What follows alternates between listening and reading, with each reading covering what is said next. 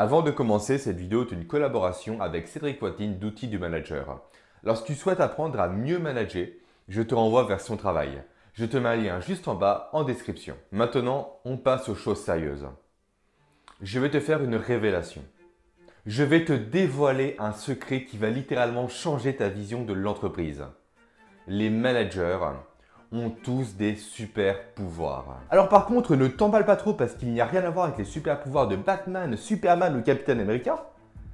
Ok, je sais, Batman n'a pas de super pouvoir, il est juste super riche, mais c'est déjà pas mal, non? Donc si ce n'est ni une force surhumaine, ni la capacité de voler ou de tirer des lasers par les yeux, mais c'est quoi ces super pouvoirs? Ils sont au nombre de 3. Le pouvoir hiérarchique, le pouvoir de l'autorité de compétence et le pouvoir de l'influence.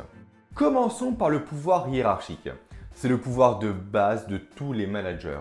Ils l'obtiennent à la seconde même où ils deviennent managers. C'est ce pouvoir qui leur permet notamment de récompenser leurs équipes et surtout de les sanctionner. Donc autant dire que c'est un pouvoir très puissant, mais qui ne doit être utilisé qu'en tout dernier recours. En effet, plus un manager va l'utiliser, plus il va perdre en efficacité, plus il va s'épuiser. Et encore pire, un manager qui en abuse va perdre en crédibilité auprès de ses équipes. En effet, surutiliser ce pouvoir va se transformer en micromanagement, en contrôle total des équipes et en sanctions abusives, en veux-tu, en voilà. Alors encore une fois, il ne faut utiliser le pouvoir hiérarchique qu'en cas d'extrême nécessité. Ensuite, deuxième super pouvoir, l'autorité de compétence. C'est un pouvoir qui est très présent en France. Ce pouvoir est détenu par les personnes qui ont le plus d'expérience ou le plus de diplômes dans une entreprise et qui ont été promus managers justement grâce à ça. Les managers de ce type sont très écoutés dans l'entreprise parce qu'en fait on le reconnaît en quelque sorte une autorité naturelle grâce à leurs compétences professionnelles. Par contre, ce pouvoir a également ses limites. En effet, qu'est-ce qui se passe quand un collaborateur devient meilleur que le manager? On fait quoi? Et autre situation, quand un manager a dans son équipe des personnes plus compétentes que lui sur d'autres domaines. Qu'est-ce qui se passe? Concrètement, qu'est-ce qu'on fait? Bref, en fait, il y a plein de situations qui peuvent remettre en question la place des managers qui basent uniquement leur légitimité sur leurs compétences. Et quand un manager qui se repose uniquement sur ses compétences est en danger, et bien ce qu'il va faire, il va se cacher derrière son pouvoir hiérarchique pour garder sa place. Et comme on a pu voir ensemble, abuser du pouvoir hiérarchique, ça ne fonctionne pas. Ça ne fonctionne pas du tout. Maintenant, place au dernier pouvoir, le plus efficace de tous, le pouvoir de l'influence. Avant toute chose, attention à ne pas confondre influence et manipulation. Manipuler quelqu'un, en fait, c'est lui cacher l'objectif final, alors que l'influencer, c'est lui dire où on veut aller. Et surtout, c'est l'aider à arriver à atteindre cet objectif. Dans ces podcasts, Cédric Watine explique qu'il existe 4 façons d'influencer efficacement une équipe.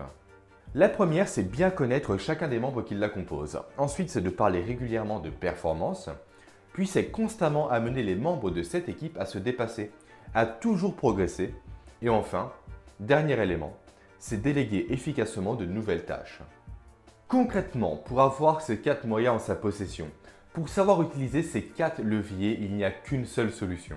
Qu'une seule et unique solution qui est d'apprendre à utiliser les 4 outils essentiels de la méthode outils du manager, qui sont le 1 à 1, le feedback, le coaching et la délégation. Ces 4 outils, je vais bien sûr les faire en vidéo durant l'année. Mais encore une fois, pour toutes les personnes qui sont passionnées pour le management, pour toutes les personnes qui veulent apprendre à mieux manager, découvrez le travail de Cédric. Je le répète, le lien est juste en bas en description. Allez-y, les yeux fermés, écoutez son travail, ça fait quand même des années qu'il fait ça Cédric. Alors faites-lui confiance, faites-moi confiance et apprenez à manager plus efficacement. Et voilà, cette première vidéo sur le management est maintenant terminée. Alors comme d'habitude, j'ai fait un petit article qui résume la vidéo juste en bas en description. Mais je le répète, j'ai dû le lire environ 5-6 fois je pense. Mais pour en apprendre plus sur le management, il n'y a qu'un seul lieu, qu'une seule adresse, c'est le site de Cédric. Donc le lien, encore une fois, est juste en bas en description, allez-y. Quant à moi, n'oubliez pas que cette année, je vais essayer de faire 2 vidéos par semaine. D'ailleurs, je ne vais pas essayer, je vais faire 2 vidéos par semaine. Alors n'hésitez pas à vous abonner à ma chaîne pour être informé de chaque vidéo qui va sortir. Maintenant, je vous souhaite une très bonne fin de journée. À une prochaine. Ciao! Tired of screwing up, tired of going down, tired of myself, tired of this town. Deep